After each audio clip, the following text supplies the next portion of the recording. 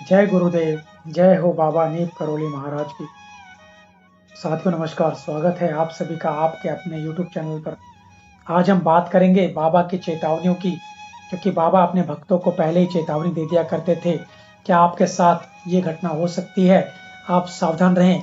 कुछ भक्त सावधान हो जाते थे, जो सावधान नहीं होते थे उनके साथ कुछ ऐसा ही घटित हो जाता था जैसा बाबा ने बोला होता था। तो बाबा कैसे चमत्कार आपके समक्ष हम चलते हैं, इस प्रसंग में बात करेंगे। बाबा की चेतावनियों की अनदेखी करने का नतीजा क्या होता है, उसके बारे में बात करेंगे। तो ये बात है कुछ ऐसे लोगों के साथ में जिन्होंने बाबा की चेतावनी की उपेक्षा की और वे दुर्घटना के शिकार हो गए। पहली घटना है सिपाही हाजी के साथ हुई थी। वह कैंची आश्रम के प्रवेश द्वार पर पहरा दिया करते थे।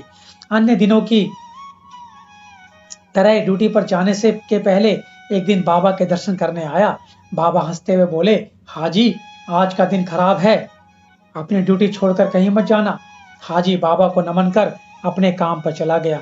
अपने काम पर रहते रहते वह बाबा का आदेश भूल गया कि कब बाबा ने उसे मना किया था, और वह बस स्टैंड की तरफ चला गया। बस स्टैंड की तरफ जाते हुए रास्ते में केले के छिलके पर उसका पैर फिसला और वह गिर गया। गिरने के साथ ही उस हाजी की हाथ की हड्डी टूट गई और उसे अस्पताल में भर्ती होना पड़ा। तो बाबा पहले ही बता दिया करते थे, अगर हाजी समझ लेता तो शायद उसके ना तो हाथ की हड्डी टूटती, ना ही वो अस्पताल में भर्ती होता। ऐसी एक घटना घटी। बाबा के एक प्रिय भक्त थे, उनका नाम था गंगा प्रसाद शास्त्री। एक दिन उन्होंने बाबा से पूछा कि बाबा मेरी साधना पूर्ण होगी या नहीं। तो बाबा ने कहा, पंडित तुम पर हनुमान जी की पूर्ण कृपा है, अब विशेष साधना मत करना, तकलीफ हो जाएगी। क्योंकि गंगा प्रसाद शास्त्री जी जो थे वो उनकी उम्र वृद्धावस्था की लगभग हो गई थी। शास्त्री जी ने सोचा कि लगता है बाबा मेरी वृद्धावस्था के कारण ही ऐसा कह रहे हैं। उन्होंने एक दिन हनुमान जी का अनुष्ठान आरंभ कर दिया। इस दुर्घटना में उनके कूल्हे की हड्डी टूट गई, क्योंकि जब उन्होंने अनुष्ठान आरंभ किया तो चलते फिरते वो गिर पड़े और उनके कूल्हे की हड्डी जो है वो टूट गई। वह चलने फिरने में असमर्थ हो गए। इस असहाय अवस्था में उनकी मृत्यु हो गई। पर इस मृत्यु होने से पहले बाबा जी की इस बात को पंडित जी याद किया करते थे कि बाबा यही कहते थे, बाबा ने सच्ची बात कही। बाबा हमेशा सच ही कहते थे और हम जैसे भक्तों के बारे में कहा करते थे। हम जैसे भक्तों को पहले ही सचेत कर दिया करते थे, पर मैं समझा नहीं। यदि मैं उनकी बात मान लेता तो यह स्थिति नहीं होती। तो इस तरह से बाबा पहले ही अपने भक्तों को आगाह कर दिया करते थे। एक बात और करते हैं, बाबा की बात ना मानने की एक और घटना है जिसकी बात करते हैं। हम लोग बढ़ेंगे आगे अपने इस प्रसंग में। दिगंबर जैन डिग्री कॉलेज बड़ौत मेरठ में अध्यापक श्री रमेशचंद्र पांडे जी बताते हैं कि उनके घर में एक लड़की का विवाह नहीं हो पा रहा था। वह काफी चिंतित थे। घर के लोग ज्योतिषियों को कुंडलियां दिखा दिखाकर परेशान थे, पर उनकी लड़की के विवाह का संयोग ही नहीं बन रहा था। उनकी चिंता से घर के सभी लोग परेशान थे।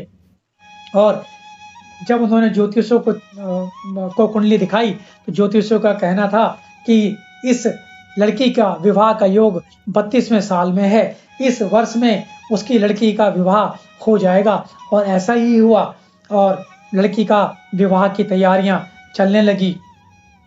इसी बीच बाबा एक दिन उसके घर में आए।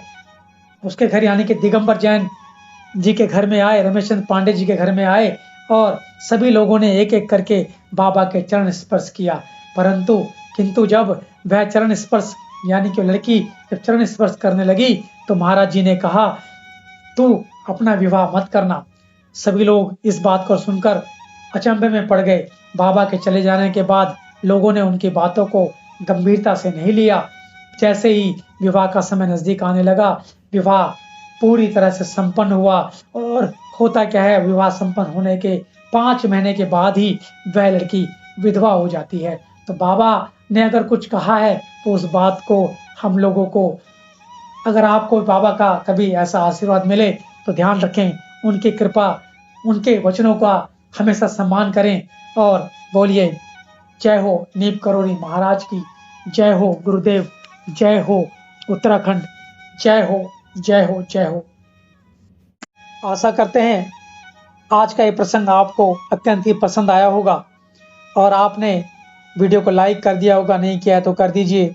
कमेंट और शेयर करते रहें, आगे वीडियो को प्रेषित करते रहें ताकि लोगों को बाबा जी महाराज के बारे में, गुरुदेव जी के बारे में, हांडी वाले बाबा जी के बारे में, तलैया जी वाले बाबा जी के बारे में, कंबल वाले बाबा जी के बारे में, जिनके की अनेकों अनेक नाम हैं और उनका स्वरूप हमेशा ऐसा ही लगता है जैसे वे साक्षात हमारे सामने बैठे हैं। बोलिए महाराज जी की जय।